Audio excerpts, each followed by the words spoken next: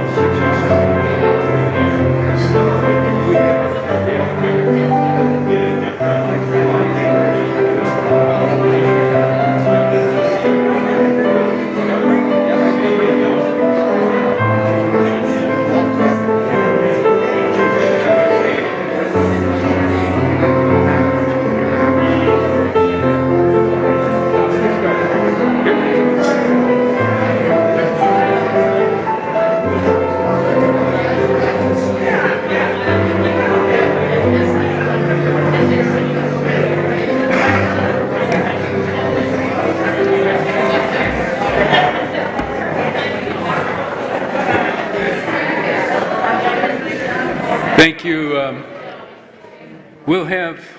We'll have more time to greet one another and to share our stories during social hour after the service. We'll now turn from our informal greeting of one another to formally beginning our service by lighting our chalice. The symbol of Unitarian Universalism, the symbol of our unity and solidarity, of our openness and inclusion, and of our community and individual uniqueness. May this small flame be our offering of warmth to those who are cold and alone, and a light to those in darkness. May it be a flame that ignites justice in our world and a beacon of hope to those in need. And may it reflect at least a spark of truth wherever truth has been lost, and cast a healthy shadow of doubt where it has been found. We'll begin this morning with our opening reflection, and it's a blessing by Andrea Moll called "All That We Share is Sacred." As we gather together, may we remember, when you share with me what is most important to you, that is where listening begins. When I show you that I hear you, when I say your life matters, that is where compassion begins. When I open the door to greet you, that is where hospitality begins. When I venture out to bring you to shelter, that is where love begins. And when I risk my comfort to ease your suffering, when I act against hatred, violence, and injustice, that is where courage begins. When we experience the full presence of each other because of our shared humanity, because of our differences, that is where holy gratitude begins. May this space be a table that is not complete until all are welcome. May this table be a space of beauty where together we create a series of miracles and where all that we share is sacred. May it be so.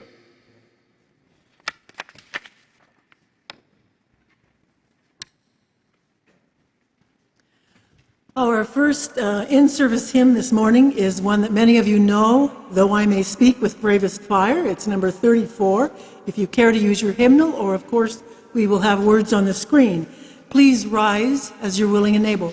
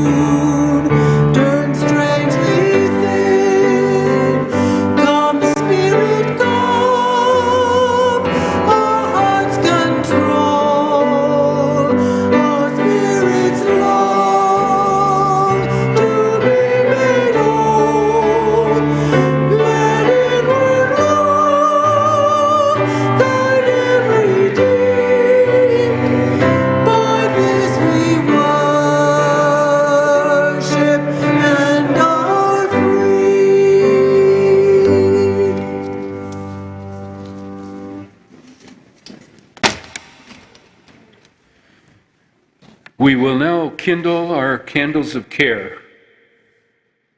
And each time we gather as a congregation, there are always those who are with us in our minds and hearts, and who we want to wrap in our love and care. Let us share a moment in silence, embracing others who are here and here in our hearts and minds this morning. You're welcome to say their names aloud if you are comfortable.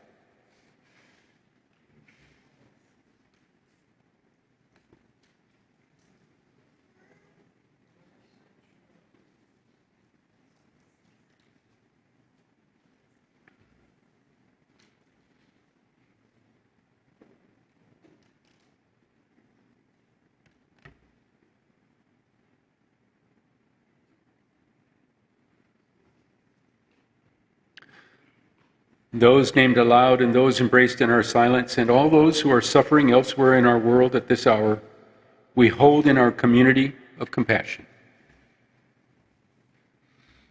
We have a special collection today. Our special collection for the month of February benefits the Hispanic Business Professional Association Foundation.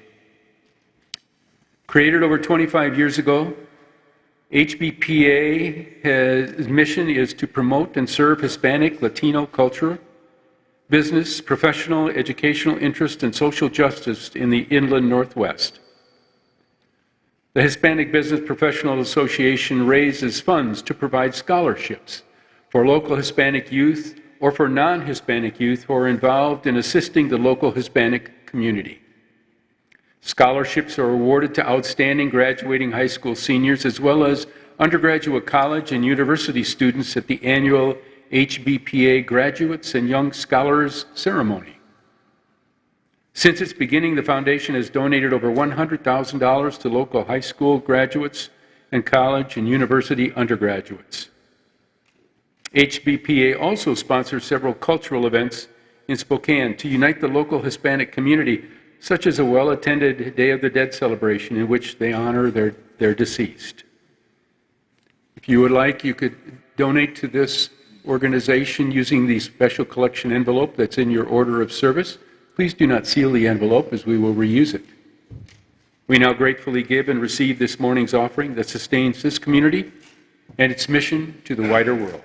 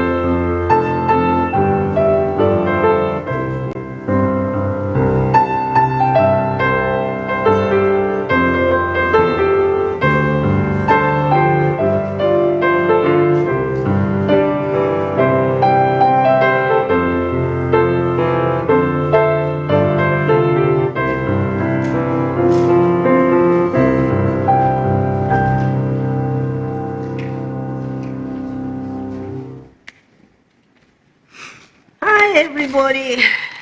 It's time for story for all ages. I see little helpers of mine come over here in the sunny spot. While you're gathering, I want to tell you that the story is going to be about frogs. And Stephanie last time was speaking, also telling about frogs. Maybe people like frogs, I don't know. But there is one more word that I want to make sure you know. It is the name Jupiter. You know what it is about? Who is Jupiter?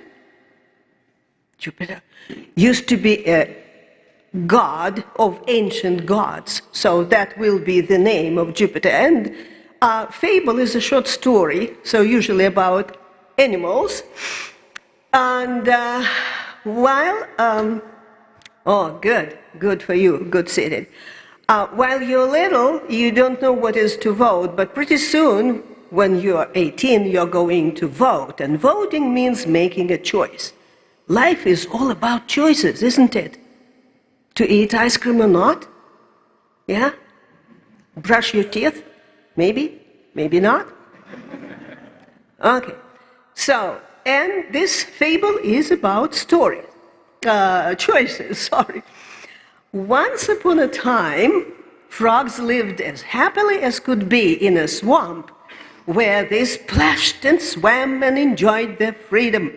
However, even in a perfect world, not everyone feels happy, you know. As the story goes, there were several unhappy, grumpy frogs who were complaining there was no order in their lives as it used to be in the old good times. They wanted to do something about it. Those grumpy frogs asked Jupiter, the king of the ancient gods, to send them a king that would rule and keep order in the swamp. Jupiter was amused by their croaked request, and just for fun, he threw down into that swamp a big, heavy log. The frogs were awfully frightened by the huge splash that log made. They rushed to the bank to watch the log from a safe distance. After a while, seeing that strange thing didn't move at all, several frogs swam out to the log and touched it. Since nothing terrible happened, the bravest of the frogs hopped up on the log and began dancing. The other frogs did the same. Pretty soon, the log became the frogs' favorite place of gathering, for most of them, excepting those who asked Jupiter for a king. They were disappointed. "What kind of leader is this?" they said. "We want a real king who will make our swamp great again." This time Jupiter was annoyed by the whining of the frogs. Just think about it. No other creature inside or outside the swamp bothered the frogs, and they enjoyed their freedom and independence. And yet, they still want a real king? "Well, well, let it be," said Jupiter, "and send them something." Guess what? What do you think? Huh? Difficult to guess. Okay. He sent a tall, long-legged bird. Do you know the name of the bird that loves to visit marshy swamps? Do you know? Okay, I'll help you. He sent a heron to the frogs. For a few minutes, the frogs were thrilled. They gathered around the bird to pay respect to their new king. The frogkin looked at a large crowd of frogs and began to gobble them up. By the way, the bird didn't have to drain the swamp to catch those frogs. Only a few escaped from its greedy beak. "Well," said Jupiter, looking down at the scene, "I just gave them what they had asked for. Let's sing the kids to their place."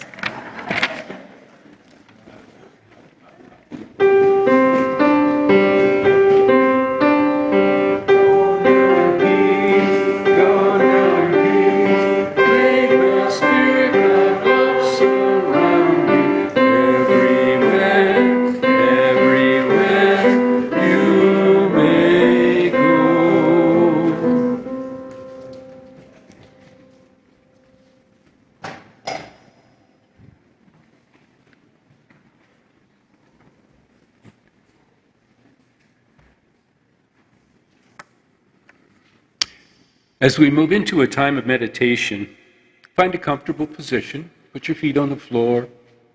Close your eyes if you wish. Take a deep breath in. Breathe out as you reflect on these words from Call the Midwife, Season 5, Episode 5. Fear can keep us tethered. Terror can clip our wings. But trust eases pain. Hope can lighten the sky. Love makes us courageous, and what matters most is not whether we hide or fly, or even where our journey takes us, but what guides us home and where we come to land.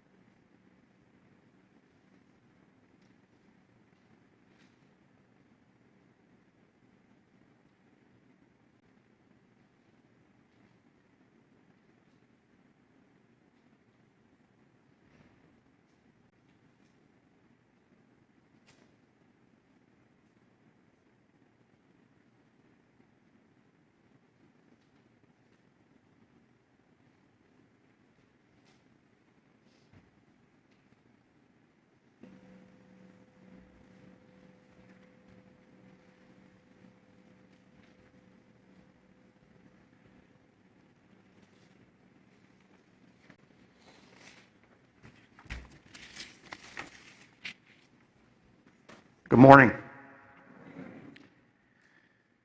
In the creation myth of Genesis, the first book of Torah, we read these words.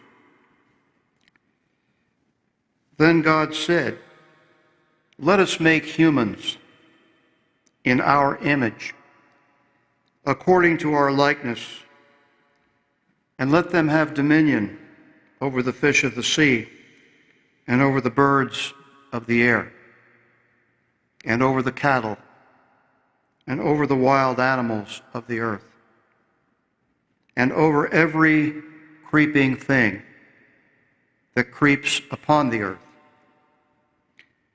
So God created humans in God's image.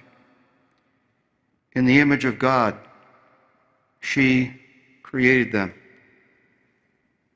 Male and female, she created them. God blessed them. And God said to them, "Be fruitful and multiply and fill the earth. Be good stewards of the earth and take good care of it." And God saw everything, and indeed it was very good.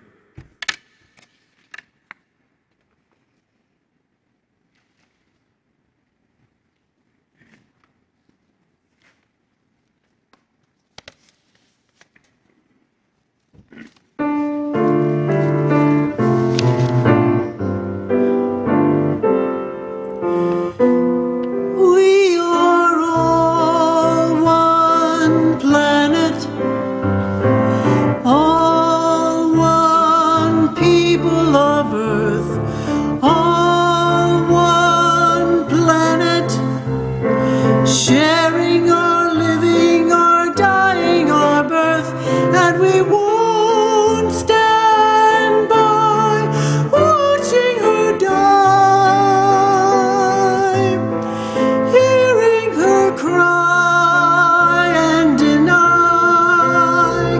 We live as she lives, we die as she dies. So many ways to divide us, so many ways to build boundaries and walls, systems we set up to hide us, neighborhood nations ignoring the call of the beings that live outside of boundaries, inside of the skins that are different from ours, creatures whose eyes reflect all the skies and watch all the stars. So many ways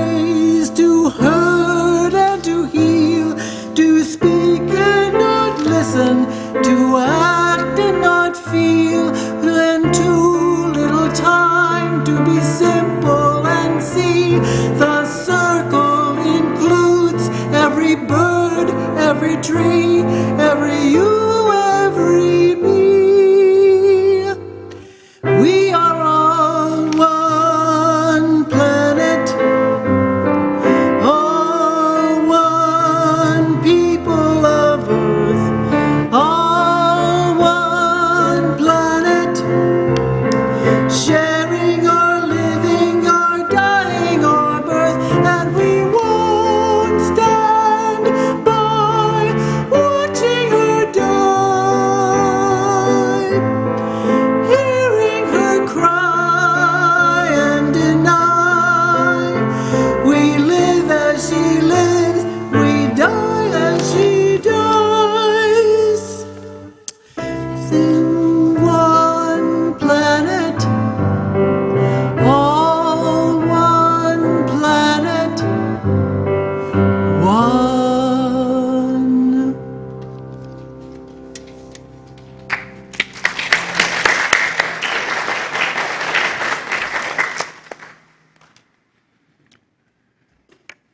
Thank you, Debbie. Our guest speaker this morning is Reverend George Taylor. Reverend Taylor is a retired Presbyterian church pastor who was minister at 4 Presbyterian churches in Washington, D.C. for over 36 years. Before that, he was in the U.S. Navy for 4 years and graduated from Princeton Theological Seminary. Reverend Taylor retired to British Columbia, Canada, but returned to Spokane when his daughter became a single mother raising 2 small children. He currently serves as Vice President of Veterans for Peace, Chapter 35 in Spokane, and is a volunteer pastor at All Saints Lutheran Church in Browne's Addition. He is a member of the Peace and Justice Alliance of Spokane, and in September 2016, he was arrested with the Raging Grannies and 3 other veterans for blocking an oil train in Spokane. Join me in welcoming Reverend Taylor.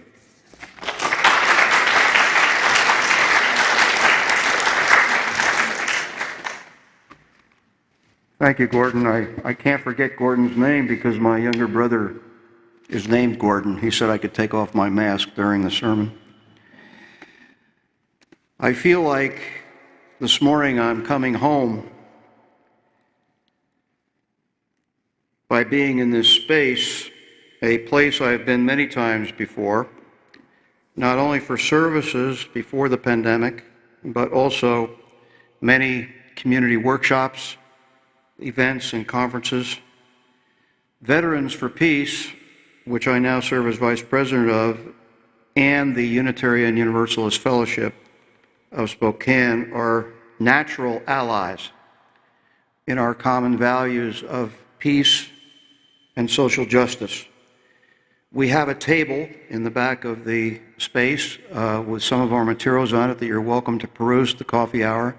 I and other veterans from our organization will be back there to answer questions about the materials, and also our 2 drone quilts, which your congregation has graciously invited us to keep at the Unitarian Church during the pandemic.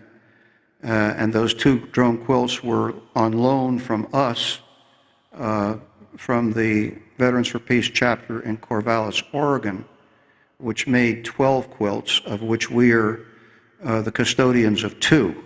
And they're pretty much self-explanatory, but we'll be back there after the service at coffee hour to answer any questions about them. But first, I want to acknowledge that we are sitting on and standing on the sacred lands in Spokane County of the Spokane, Kalispell, and Colville tribes.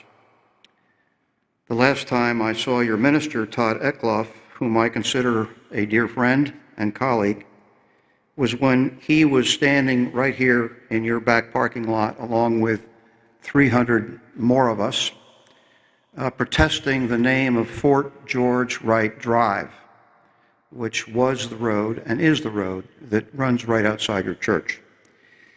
We were protesting that name because George Wright was a colonel in the United States Army who came through this area in the late 1850s and slaughtered 800 horses of the Spokane tribe at the river until the historians report the river ran red with blood. He also hung 6 chiefs who came in to what was called Hanging Valley or Hanging Tree Valley, in which he hung them as they came in to talk peace. And now that, fortunately, that valley has been renamed to Lata Creek Valley. But the road out here, thanks to that protest, was changed to Wilstock Way, which it is now, who was named after a woman warrior who was part of the native peoples of that time. When Marina and Gordon asked me to fill in for Todd today, I was honored, and my hope is to share with you in this brief time my experience of being arrested and charged for criminal trespass and blocking a train here in Spokane, along with 5 others, including 2 members of your congregation, Mae Willis, who is with us today, and Dina Romoff, in the cause of environmental justice. And I hope at the end to suggest where we might go from here in order to most effectively mitigate the existential threat of our generation, namely global warming.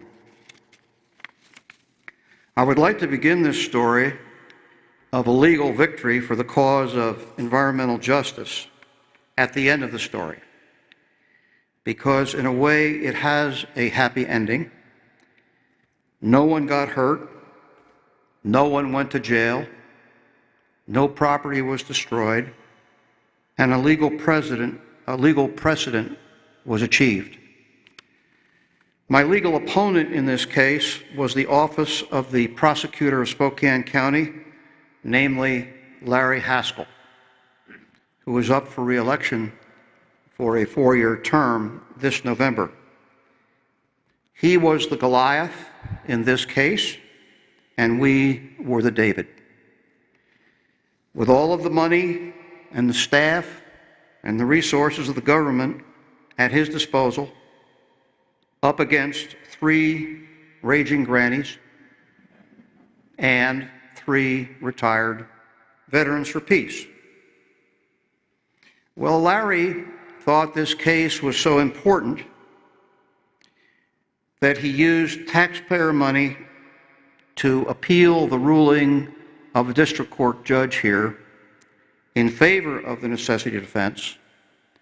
He used taxpayer money to appeal that ruling 3 times up the chain of the courts. First to the Superior Court, second to the Court of Appeals, and third to the Washington State Supreme Court, where we finally won our case. But in the meantime, the United States Constitution in Amendment 6 guarantees a speedy and public trial. This event occurred over 5 years ago. How is that for a speedy resolution to the case? Larry did not want to try the case, so he kicked the can down the road. It's called slow in legal parlance. Do we have any lawyers here in town? Any hands up? I want to make sure they don't make any mistakes here. But Larry kicked the can down the road. It's called slow walking a case so that you don't have to try it. After Larry appealed it 3 times, he lost, finally, his case by a unanimous decision of the Washington State Supreme Court, upholding the right to use the necessity defense at trial. Now, what is the necessity defense? It is a legal theory that is allowed sometimes in a court of law to be used by a defendant to explain to a jury why they did what they did. They broke a law that they believed was for a higher good. If they can prove that to a jury, they should be acquitted. For example, if you trespassed on your neighbor's house that was up in flames and your neighbor was was disabled in a wheelchair and you wanted to go in there and save the neighbor. So you trespassed, you broke down the door, you destroyed property, you saved the neighbor, you pulled him out of a burning house. That would be a case where it was necessary for you to break the law in order to do a higher common good. In our case, where the 6 of us were arrested on the railroad tracks on 2 different occasions, we believed that breaking the law of criminal trespass and blocking a train was for a higher good of blocking for a short time the movement of fossil fuels through this community, which we believed were not only a danger to the community, but a danger to the planet. We believed that. But we had to prove that it was necessary to do that all other means had been exhausted.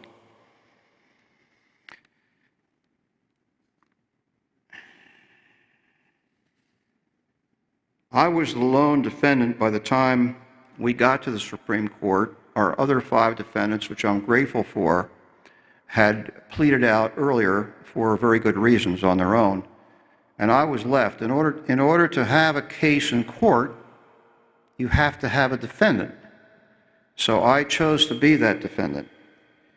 And when on July 15th, 2021, last year, the Washington State Supreme Court ruled unanimously in favor of the defendant, namely me, to use the necessity defense at trial. Now, the case came back to the Spokane District Court 5 years later. And in October of last year, we had our pre-trial hearing, and a court date was set for December 15th, 16th, and 17th, and a jury pool was drawn up. At that hearing, I have to take an aside for a humorous incident that happened in the courtroom. District Judge Deborah Hayes, who had originally granted us the necessity defense to use at trial, was not happy with Larry Haskell's office of prosecutor because it had been appealed 3 times, and she looked over at this young prosecutor from his office, young man about 35, I would say. For me, that's young. And she leaned over and she pointed her finger at him. She was not happy with him because his office had done an end run around her and challenged her ruling in court. So she made a frown on her face, and the body language of a judge is very important. So with a frown in her forefinger, she said to him, "What happened to you?" She said it like that, sarcastically. She said, "What happened to you? Did you draw the short straw?" Because she knew, and he knew, that nobody in the prosecutor office wanted to take this case to trial because they believed that they would lose if we could use the necessity defense. So this young man shrugged his shoulders and said, "Well, Your Honor, you always have to be polite to the judge." He said, "Well, Your Honor, it was something like that." And then, after we're all set to go to trial in December, 3 months ago, my lead pro bono attorney, Karen Lindholt, who I'm forever grateful, serving pro bono without pay, emailed me from SeaTac Airport, where she was in transit, with some good news. She had just received a 1-sentence email from Larry Haskell's office of the prosecutor that read as follows, and I'm going to quote it because I don't want to make a legal mistake. Quote, "At the request of the BNSF Railroad Company, the prosecutor has filed a writ of dismissal that all charges on Reverend George Taylor, case number 6Z011770117975, be dropped with prejudice," unquote. Now, when a case is dropped with prejudice, it means it can never come back. If it's dropped without prejudice, then the prosecutor can bring it back at some future date. I asked Karen what this meant. Karen replied, "It means that you won." That's what it means.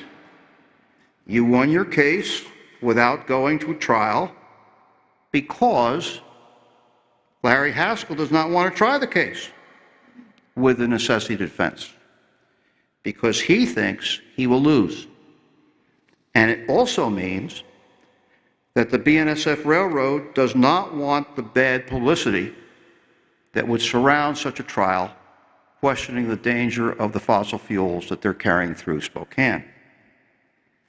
And I said to Karen, but I thought we wanted to go to trial.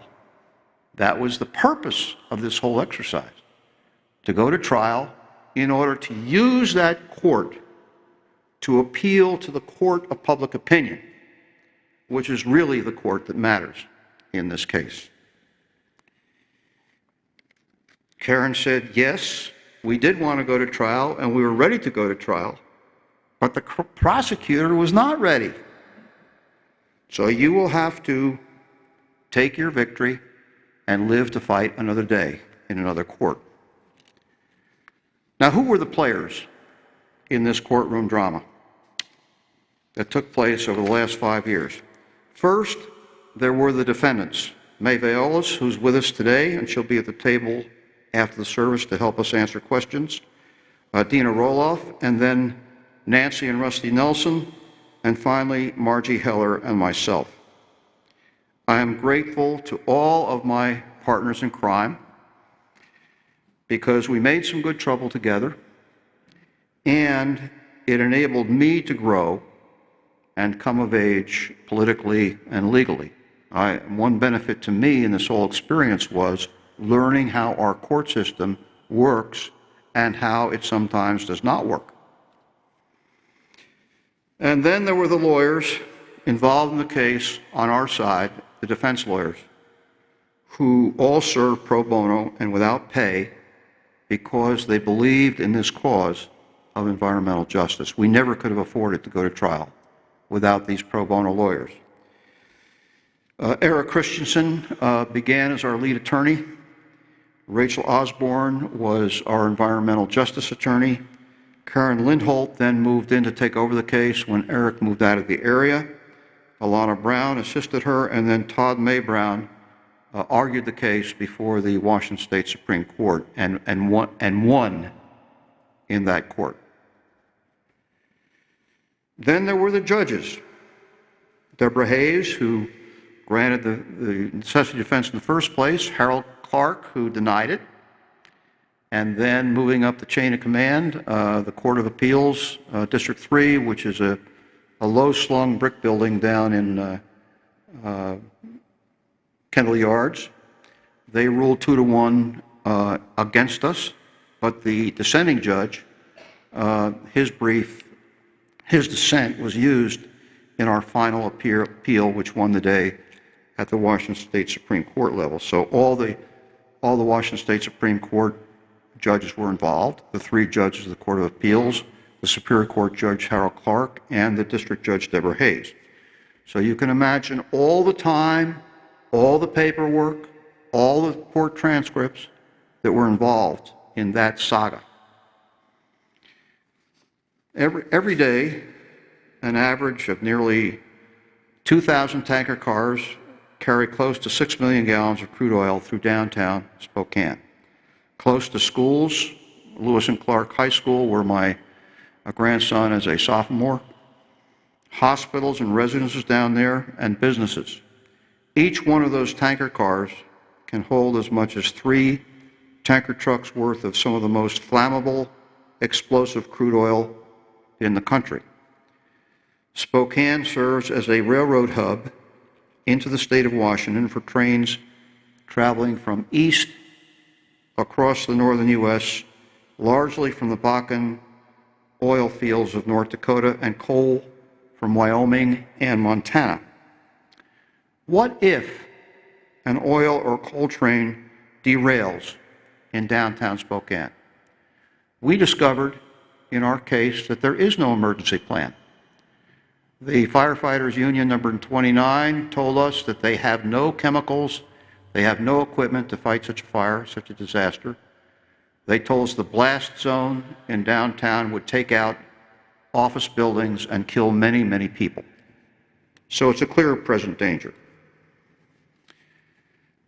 This is why we decided to do what we did. When we were made aware of the seriousness of global warming and the fossil fuels that contribute to that our own survival as a human civilization and an understanding of the problem of greenhouse gases caused by human activity, when we understand this, then, like a good doctor, and only then, can we prescribe an effective treatment plan that will ease the suffering and not only treat the symptoms of the disease of global warming, like the mega drought in our Southwest, extreme weather events, uncontrollable forest fires in the middle of the state of Washington. And when we make that diagnosis and then we look around for an effective treatment plan, what do we decide to do? That is a problem of conscience that each one of us in this room has to decide. If we are unaware of the disease and have no understanding of it, or deny the climate science, then we don't have to worry about it. When an ostrich senses danger from a nearby predator, something that can cause it harm or death, it has a great plan.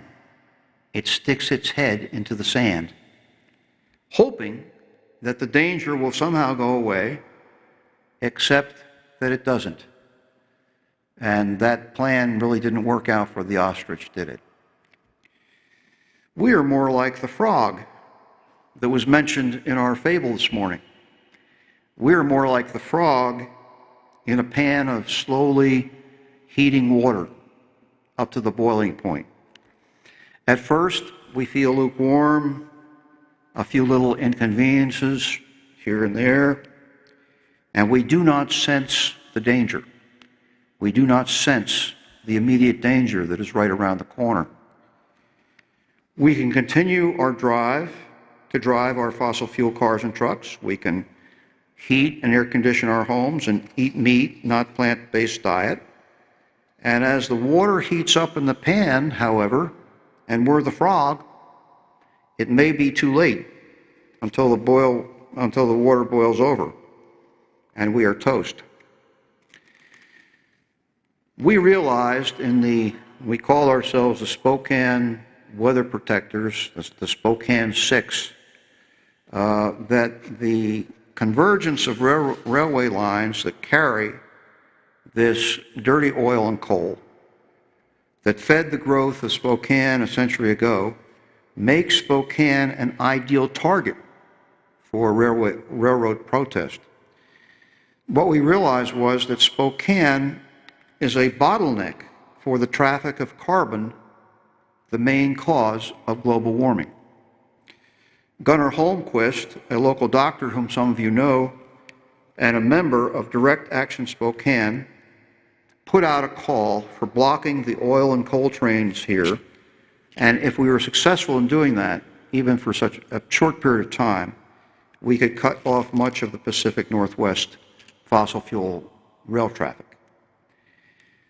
I signed the petition here in this space, in this room, that Jim Lee and others of you who are interested in the climate passed to try and get Prop 2 on the ballot in Spokane some years ago. How many were involved in that Prop 2 event or effort? Okay. That petition did succeed in getting the Prop 2 on the ballot, but guess what happened? It went down to defeat badly.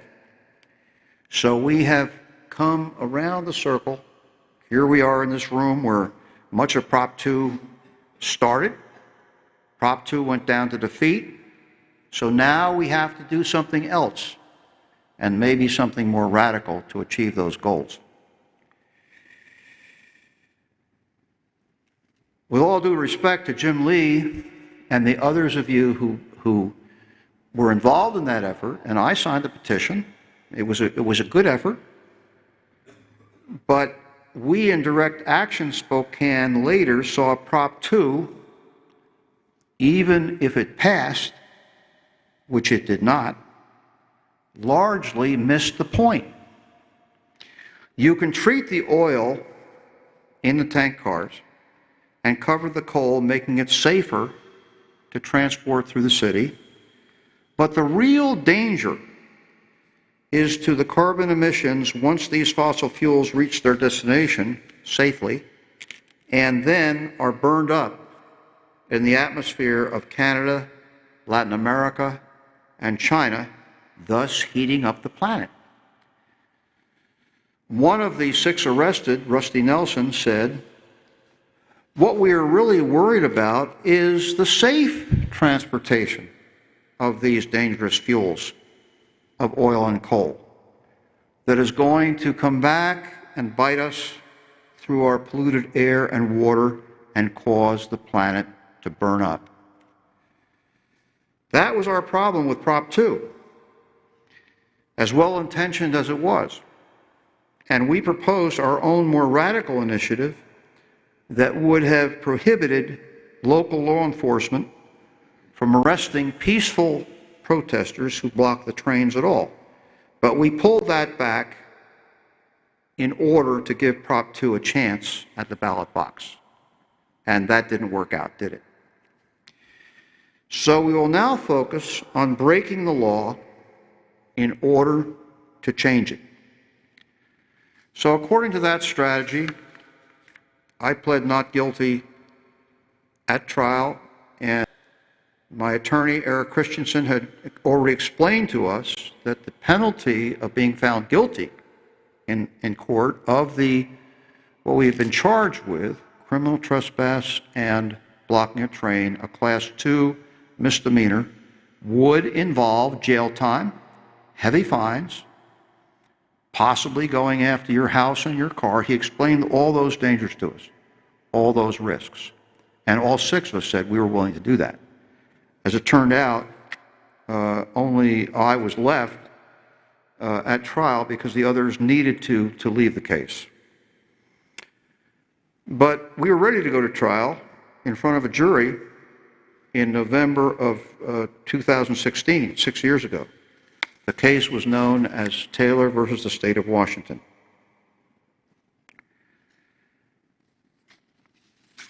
I'm going to skip over the middle part of this talk because, you know, Mark Twain once said, my talk would have been shorter if I'd had more time to prepare. So maybe Gordon and Marla will invite me back for part 2. But anyway, here's kind of winding up this story. You know, I'm getting older now. I'm 82 years of age, and I have to figure out how I'm going to use my remaining years. I'm a retired guy, like many of you, so, you know, every day is Saturday, except for when my granddaughter calls or my grandson calls and says they need a ride somewhere. But, and I cherish those times because that's the only quality time I get with my grandkids. They're a forced audience when they're riding in my car, so I can hold forth and tell them what Grandpa thinks. And one time my grandson said, "Grandpa, nobody cares what you think." But I have to ask myself how I'm going to use the time that I have. And one question I have to ask is, was the blocking of a train in downtown Spokane on 2 occasions for about 2 hours each, was that worth it? Was it worth all that effort? So when you're deciding what to do with your time, you decide, is the outcome that I hope for in this project worth the effort and the time that it's going to take to accomplish that? Was it worth the risks involved of possible bodily injury, imprisonment, fines? And that is for you to decide as you decide what you want to do about global warming and how we appeal to the court of public opinion.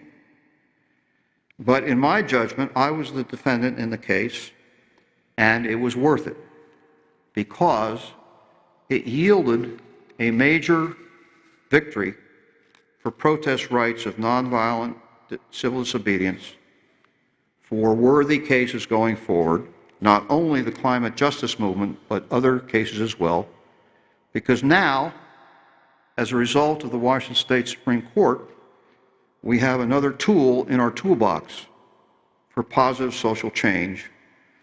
The established precedent that is in some instances defendants in future environmental cases may present courtroom evidence justifying their acts of nonviolent civil disobedience by using the necessity defense that was granted by the Washington State Supreme Court, and that is now precedent in law that can be used in future. Both the State Superior Court and the Court of Appeals blocked my necessity defense, finding that there are always lawful alternatives to civil disobedience. However, the Washington State Supreme Court reversed that and said, no, sometimes you have to do what you have to do for the greater good.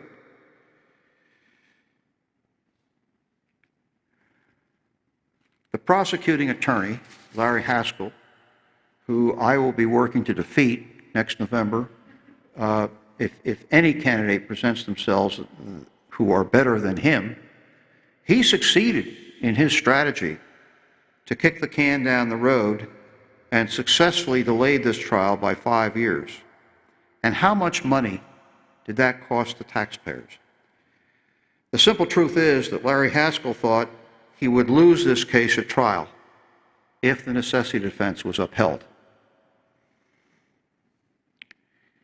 Alex Marquardt, an attorney with the Climate Defense Project, a nonprofit legal organization that has advanced several climate necessity cases, including one recent one over in Everett, Washington, and submitted an amicus brief in my case before the successful appeal to the Washington State Supreme Court, said, quote, "This unanimous Washington State Supreme Court ruling in favor of the necessity defense is the clearest statement we've had from a higher court that in the context of the climate emergency we are in now, breaking a law may sometimes be justified," unquote. So, was the railroad case resolved, or was it? Where do we go from here as individuals, as a congregation, as a state, nation, and world? Of course, each of us can do our part. We can conserve energy at home, turn down that thermostat, reduce gashouse emissions, plant trees, stop rampant logging, grow beehives. But this is not enough. More is needed if we are to save our planet. There is no plan B if we fail. In 2022, coal, oil, and natural gas, there is no such thing as clean coal, as our previous president used a term. There is no such thing as clean natural gas with the burn-offs. They are all huge carbon producers and cause 70% of the human factor in global warming. And these fossil fuels are gradually and increasingly destroying the biosphere on which all human life depends. In 2018 alone, air pollution from fossil fuel extraction, production, transportation, and consumption killed 8 million people on this planet. This is in comparison to tobacco that killed 400,000 in our nation alone and 100,000 from opioid overdoses and 50,000 from auto accidents, not even to include our casualties from COVID-19. If fossil fuel corporations are allowed to continue heating the planet Mounting food and water scarcity will well mean the end of life on earth as we know it. The clock is ticking. I'm 82 years old. Some of our kids, my grandkids, are 16 and 19. If someone planted a time bomb in your home, you are entitled to dismantle it. Those who deny the immediacy of this metaphor are either ignorant of the climate science or are unwilling to understand its implication for the future of life on earth as we know it. So I believe, in conclusion here, it's time to ramp up our climate activism.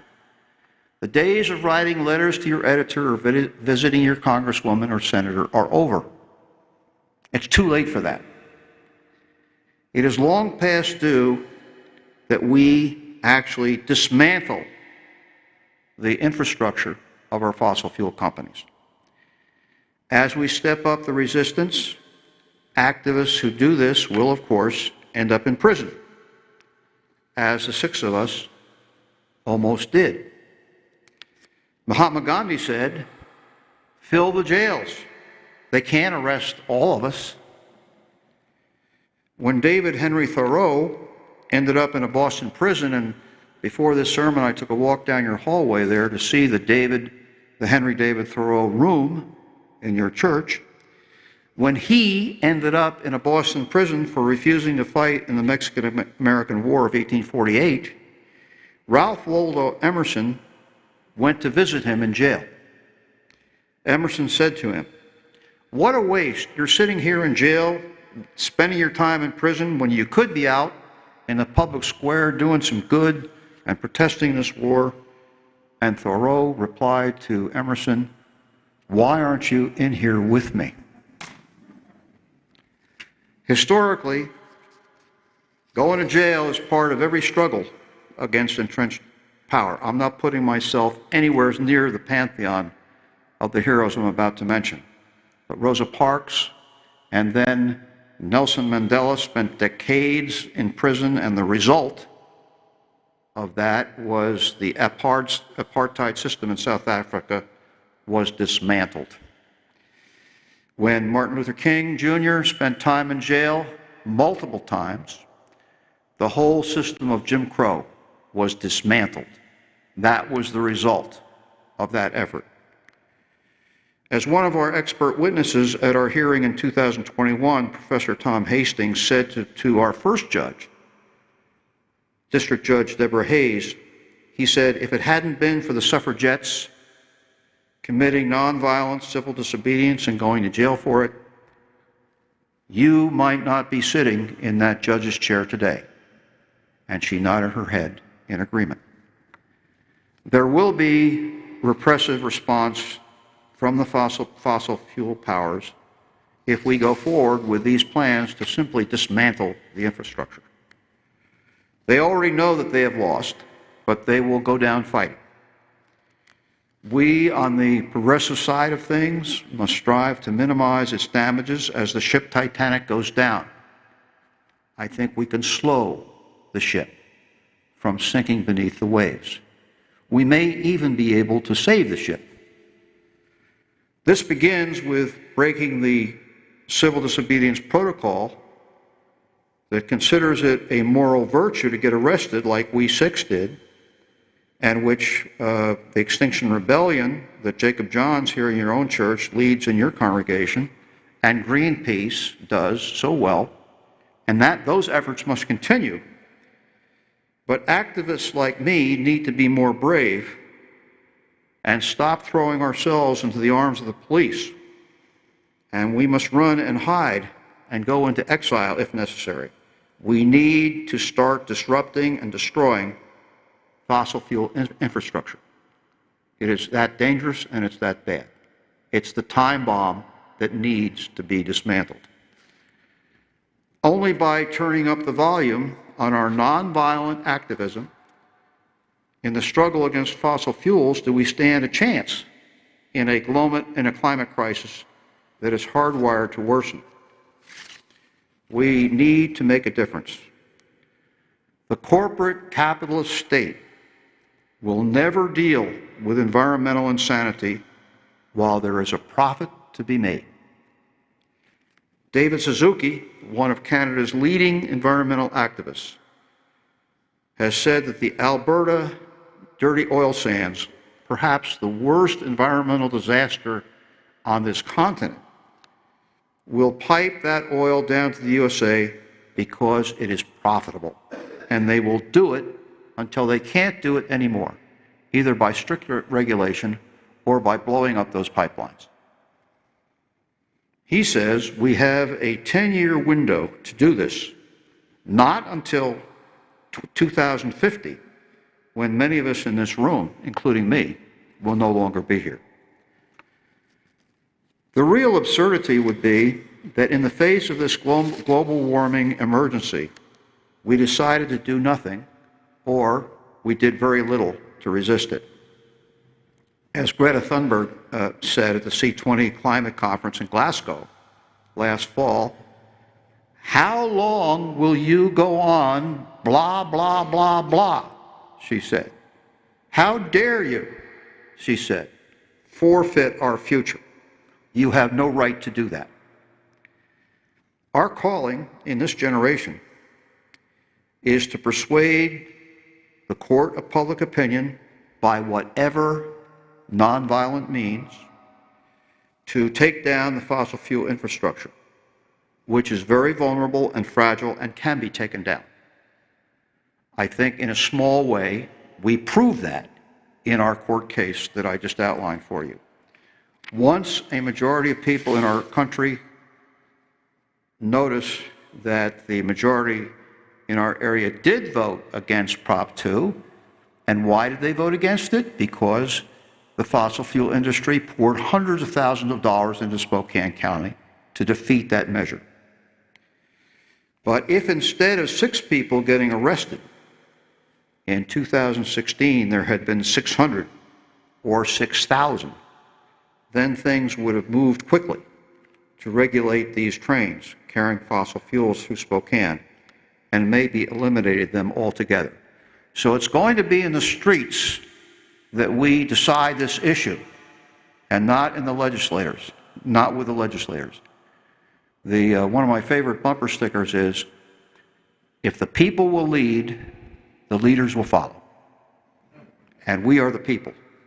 If we get more proactive in sabotaging fossil fuel infrastructure, that is not to say that a good end, the reduction and elimination of fossil fuels, justifies an evil means to get there. It is not to say that we should be reckless or indiscriminate, committed to proven errors, or closed to criticism, or that fossil fuel property destruction is a panacea. It should be one tactical component among many, including use of the courts. I met a young man who served 6 months in jail in North Dakota for simply the nonviolent act of turning a valve off of an oil pipe in North Dakota. The judge gave him 6 months for that. Nobody was hurt. There was no property damage. But that pipeline was stopped for a number of hours.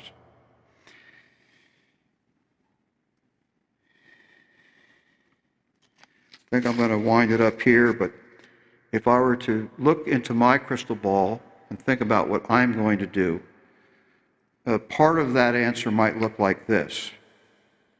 Just as physical activity, even a walk around the block after church today, can alleviate our anxiety and depression. Any therapist will tell you that. When you're depressed, go take a walk. Even so, climate activism can counter feelings of helplessness and despair and grief that we sometimes can sink into when we think we can't do anything about this huge problem. Direct action with like-minded people like Unitarians and Methodists and Muslims and Buddhists and humanists and Hindus can lift the mood and lets us feel agency and meaning. If we do something, if we get active, participating in local groups like Spokane350.org, the Lands Council, Sierra Club, Extinction Rebellion, which I understand meets right here in this building, Fuse, Rise Up, PJALS, the Center for Climate Change at Gonzaga University, and other organizations that you can name in our area that you can get involved in, that I can get involved in. And of course, you can always be willing to go to jail for justice. The choice is always ours. Thank you.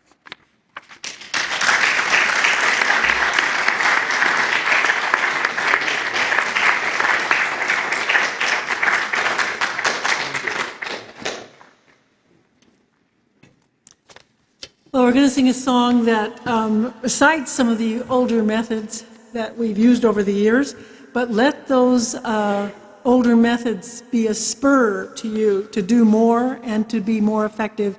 Please rise to sing number 168, One More Step.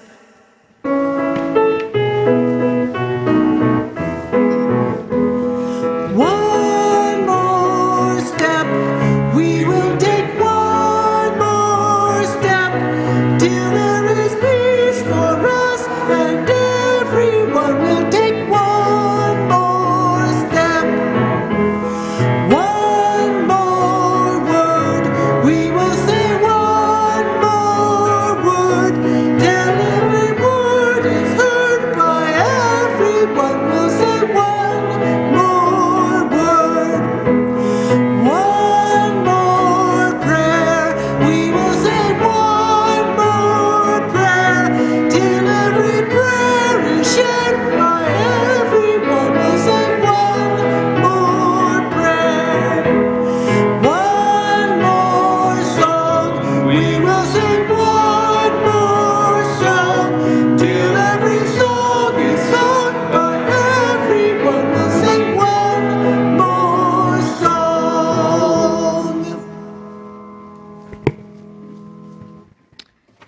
Want to join hands if you're comfortable? For our benediction today, as we depart, I want to share some words by Maureen Killeran called Closing Words for Hard Times. No matter how weak or how frightened we may feel, we each have gifts that can make a difference in the world. In this coming week, may you do at least one thing to support the broken, to welcome the stranger,